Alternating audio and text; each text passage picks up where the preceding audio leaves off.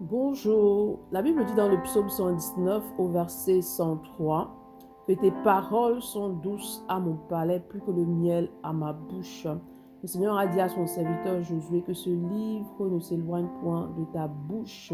Donc ici, le mot bouche est important. Bouche, ça veut dire en fait qu'il faut proclamer la parole. En fait, lorsque tu lis la parole, lorsque tu médites la parole, il est important que tu proclames cette parole-là avec ta bouche, en fait, que cette parole prenne vie en toi.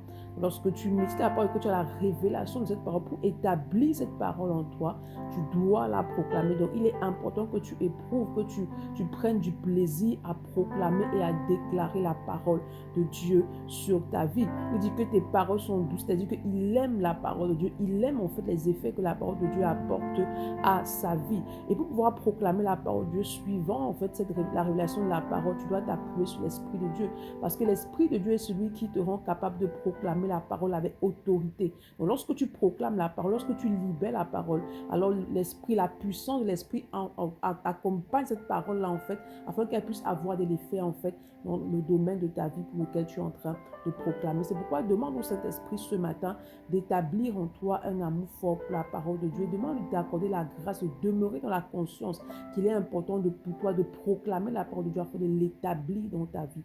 Bonne journée. Shalom.